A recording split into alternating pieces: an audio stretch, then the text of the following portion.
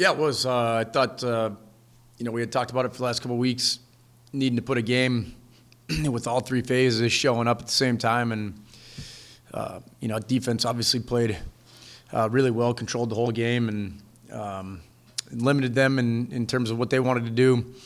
I thought offensively we executed at a fairly high rate. There's two drives in the second quarter that we wish we had back. We got stopped on third downs, but, you get a block punt, tackle the punter with the bad snap. Obviously Drew did what he did where he was perfect on the day. All three phases played really well.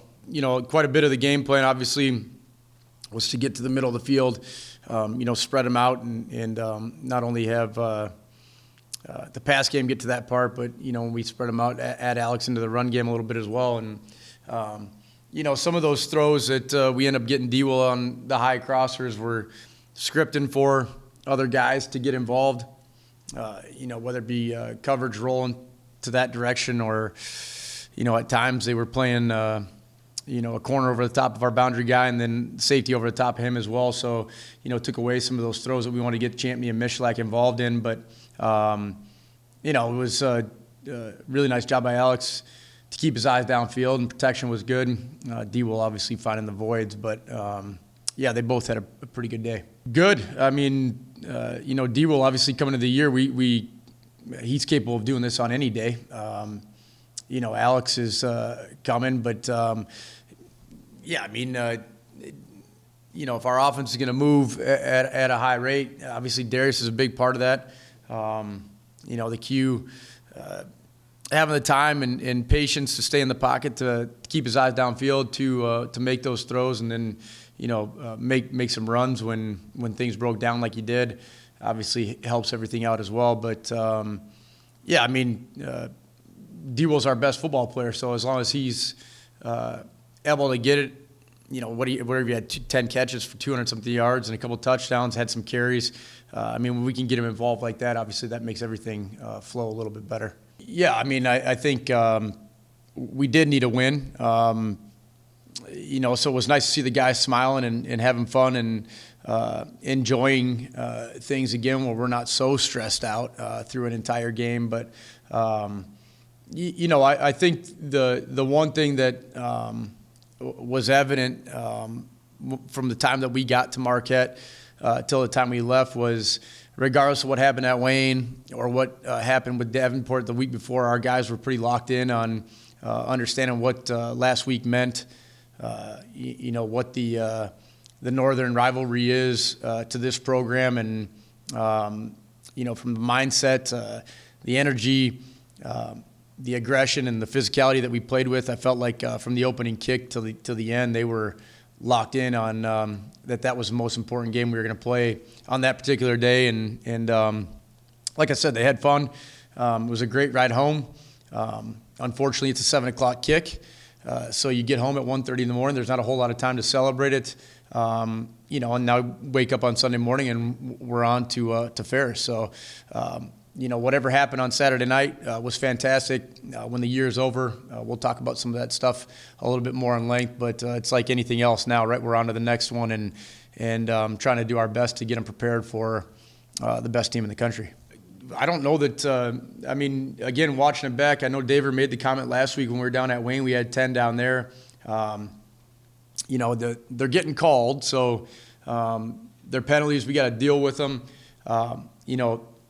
Some of them are warranted. We're bad with our feet, getting in positions where we're holding and so on. But, there's some others that, I don't know, right?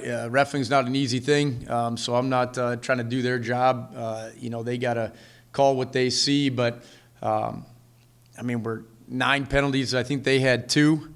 I don't feel like we are the most undisciplined team in the country, but man, it just seems like lately we those flags are out nonstop. So we do need to get it cleaned up, but at the same time, there's certain plays where we're getting called for things, and we wouldn't change how we're going about it. Our guys are playing hard, getting caught in awkward positions, or it just looks bad, and so it is what it is. There's stuff that we do need to get cleaned up, but we take a late hit out of bounds on our boundary.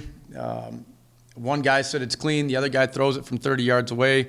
Later in the game, Cody Darabin gets cleaned up by two guys out of bounds, and there is no flag. So I don't know. It is what it is. It's what are you going to do about it? But nonetheless, we do need to get it cleaned up. Yeah, I mean, we've got to play well. I don't think there's a whole lot of people giving us a chance. But we need to execute like we did last week at a high efficiency on both sides of football, special teams. When the opportunities come for our guys to make plays, wherever that may be, we got to take advantage of it.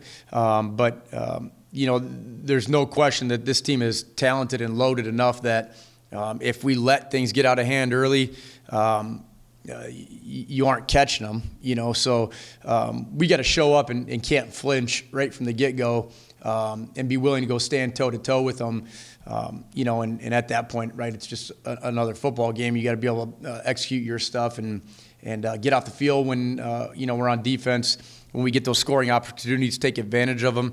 I think, last year we caught them a little bit with what we were trying to do. I don't think they expected us to throw it as much anymore. We're not going to catch them sleeping on that this year. They know what we want to do. They know what we're capable of. So we are going to have to go execute, keep the football moving, and we can't have the turnovers where we give them short fields. We got to make them, go the length or earn their points, so to speak. But they're talented. I mean, there's a bunch of guys that play on their sides depending on what week it is, and every one of them is skilled at their position. So we got our hands full. We know that. But like I said early in the year, right, we're not going to back down from anybody. We're going to go play football just like we do every week, and try to put our guys in the best position to have success, and hopefully we execute our game plan. It has zero effect on our game. I think they went down 35-0 with 10 minutes left in the second quarter, and it was 35-28 to beginning of the third quarter. So they're not affected by it, nor should they. They got enough talent everywhere that I don't think they were ever stressed. They got themselves regrouped, and the next thing you know, it's a one-score game. So what they did last week has nothing to do with what's going to happen this week. I think I said the same thing to somebody last weekend, that every single week is different. Different teams match up against different teams. They played in front of 16,000 plus people last week, and they're going to come play in front of a grand at our place. So the atmosphere is going to be different. The teams are different. What they're expecting weather-wise is going to be different. The whole thing is different. That doesn't make it good or bad either way, but that game against GV had nothing to do with ours. It's the same thing as us with Northern. That's their rival. Northern's ours. You get your guys prepared as best you can, but the emotions, the outside noise, if you will, for their game last week, significantly different than what they're going to deal with when they come play Michigan Tech.